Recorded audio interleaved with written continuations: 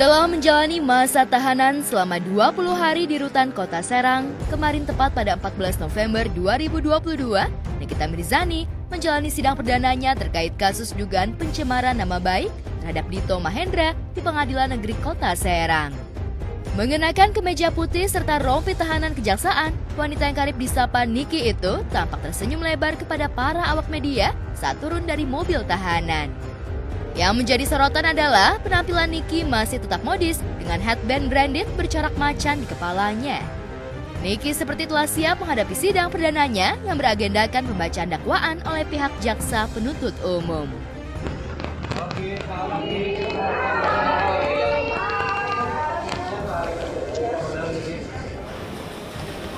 Halo Kak Niki.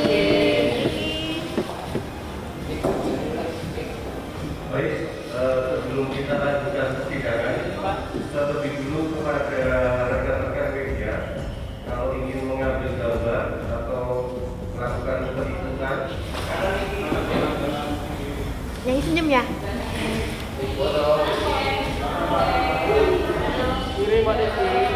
Kalau dia sekarang dia tadi itu justru banyak bertulis bahasa Arab. Saya kaget kalau dia tadi bisa menulis dengan bahasa Arab. Ya, dia ada beberapa doa-doa, saya nggak tahu dia lagi baca doa atau apa.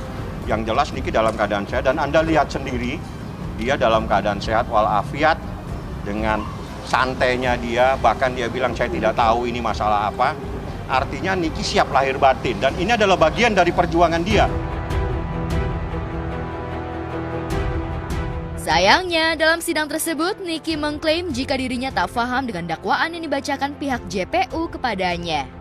Lantas benarkah Niki menganggap jika dakwaan tersebut dinilai mengada-ada agar dirinya bisa kembali merasakan dinginnya jeruji besi? Bahwa akibat perbuatan terdakwa tersebut, saksi Mahendra itu mengalami kerugian material sebesar Rp17.500.000.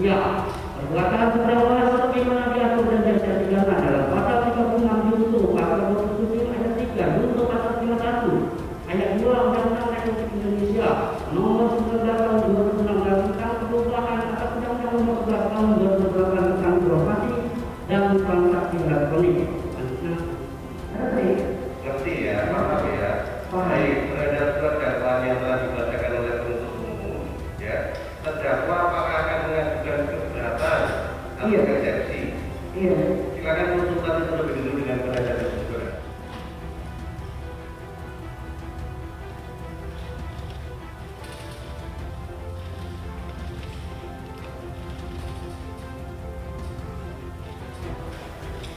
Baik, bagaimana? Akan disampaikan oleh penasihat hukum atau oleh terdakwa sendiri? Ya, silakan. Makasih ya, ya. Sebelum saya meminta waktu 17.500.000. Pertanyaan saya, ini benar? Apakah ada salah ketik? Apakah 17.500.000? Apakah 17 juta? Supaya kami tidak salah menanggapi eksepsi. Jangan maju, jangan dorong. Inilah baik. Nanti ya. Iya, punggung aja. Mungkin dalam keadaan bebas, jangan pakai tapi Ini jangan seperti orang begini, tolonglah. Jangan seperti pelaku teroris, biasa saja lah. Ini hanya pencemaran nama baik. Jangan kayak begini ya. Bapak ini lagi ngomong Pak, sebentar ya Pak, ini lagi ngomong Pak. Ketika dibaca Lucu aja. Ketawa aja. Ketawa aja. Ya kan kalian dengar sendiri tuntut apa dakwaannya kayak gimana. Kalau pembacaan dakwaannya luar biasa.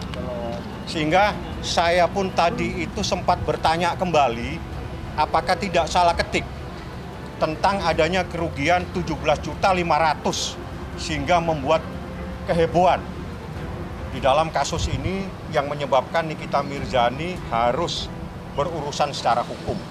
Anda mendengar sendiri kejadiannya, Anda mendengar sendiri dakwaannya, dan Anda bisa liput tadi. Yang jelas, yang paling takjub itu adalah kerugian 17.500.000 yang sempat kami pertanyakan. Ini benar atau salah ketik? Nah, itu yang kami tanyakan tadi. Tapi karena yang ditulis 17 juta, kita anggap bahwa itulah kerugiannya 17.500.000. Yang membuat pihak Niki shock dalam dakwaan adalah Dito mengalami kerugian hingga belasan juta rupiah akibat ulah Niki di jejaring maya tersebut. Sontak saja hal itu membuat pihak Niki bingung. Apalagi pihak JPU dinilai gamang dalam menetapkan pasal yang disangkakan kepada Niki. Lantas seperti apa tanggapan pihak Dito dan Nindi melihat reaksi dari kubu Niki ihwal pasal yang dinilainya cukup mengada-ada? Katanya siap masuk penjara. Apa sih kepentingan orang-orang ini?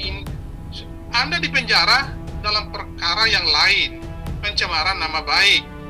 Ya, itu substansinya berbeda. Ya, dengan kasus yang dilaporkan atas klien kami. Jadi kenapa juga karena Anda masuk penjara lalu orang lain juga harus masuk penjara? Itu logika hukum dari mana? Yang lain-lain sudah jelas bahwa Nikita tidak ada niatan dan itu sudah direken. Jadi jaksa secara gentle menyatakan membenarkan bahwa Niki hanya memposting, Niki hanya menghimbau. Itu jelas di dakwaannya dan Anda bisa dapatkan nanti dari saya tentang dakwaan tersebut. Memang semuanya dibenarkan dalam dakwaan, kenapa perkara ini harus disidangkan? Apa yang dipaksakan ini perkara? Tolonglah ya hal-hal yang jangan aneh-aneh di dalam proses hukum ini. Anda dimonitor oleh masyarakat, media ini memonitor semua. Tolong ikutin terus perkara ini. Ya, Anda ikutin terus. Silakan, itu pasal alternatif. Nanti Anda dengarkan minggu depan. Pada saat eksepsi kami akan bongkar satu persatu. Dakwaannya bingung. Apakah Nikita melakukan perbuatan ini atau melakukan perbuatan ini atau melakukan perbuatan ini? Artinya jaksanya pun masih bingung apa yang dilakukan oleh Nikita Mirzani. Bagaimana dalam kesalahan-kesalahan yang dilakukan oleh jaksa di dalam menyusun dakwaan ini? Itu nanti saya beri waktu minggu depan. Akan saya buka satu persatu, akan saya uraikan satu persatu. Yang paling terpenting, ini angka 17.500.000 yang menghebohkan. Silakan aja dibuktikan. Dan tentu kita juga punya alat bukti lain untuk menyanggah. Dan kita sudah menyerahkan sejumlah alat bukti, data, informasi yang memang tujuannya untuk membantah, menegasi tuduhan-tuduhan yang tidak berdasar. Dan kita tidak pernah menentang petugas, kita tidak pernah mengancam petugas, kita juga tidak meremehkan petugas melalui media sosial. Kan ada tuh pihak sana tuh, ada tuh pakai Instagram, media sosial, ya memanggil secara tidak patut kepada aparat penegak hukum. Ada itu videonya viral. Meski demikian, Niki memang jauh lebih segar ketimbang sebelumnya yang mendadak sakit dan harus menjalani perawatan intensif di Rumah Sakit Kota Serang. Sejak mendekam di Hotel Prodeo, penyakit Niki kembali kambuh akibat tidur di matras. Dan sepertinya kini ia jauh lebih bisa beradaptasi dengan kondisi. Beradaptasinya biasa aja sih.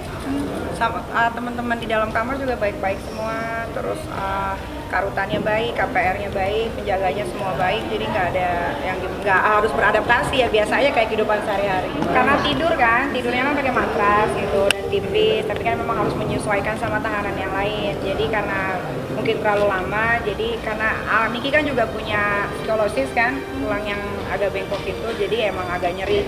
Kadang-kadang kalau kambuh emang sakit, harusnya kan memang terapi setiap 1 minggu sekali. Sementara sejawatnya, Fitri Salhuteru yang selalu mendampingi Niki ketika terlilit masalah hukum, kini tak nampak dalam persidangan.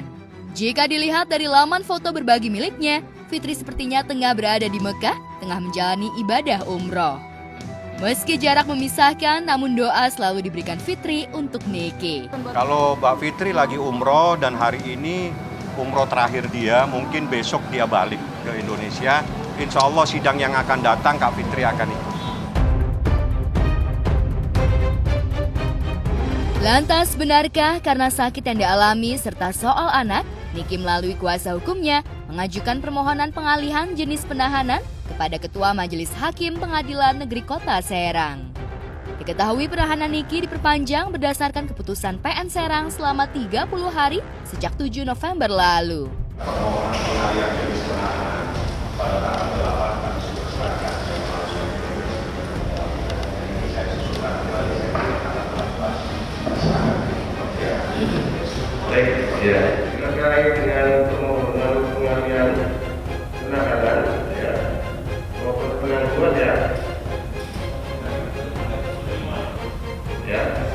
secara administrasi persuratan sudah kami terima dari pusat ya, dan ini sudah kita terima juga.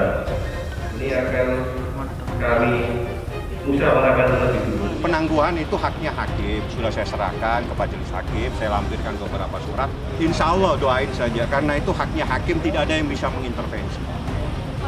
Niki sakit, Niki dalam keadaan sakit, namanya saraf terjepit itu sakitnya lebih sakit dari patah hati. Kalau menurut KUHAP kan tengah waktunya hakim mempunyai kewenangan untuk melakukan penahanan terhadap perkara ini 30 hari. Kemudian nanti kalau misalnya kurang, bisa dilakukan perpanjangan selama 60 hari ke depan oleh pimpinan atau ketua pengadilan. Sebetulnya udah nggak perlu dia ajukan penangguhan penahanan ya, karena selebritis itu udah pasti ditolak penangguhan penahanan.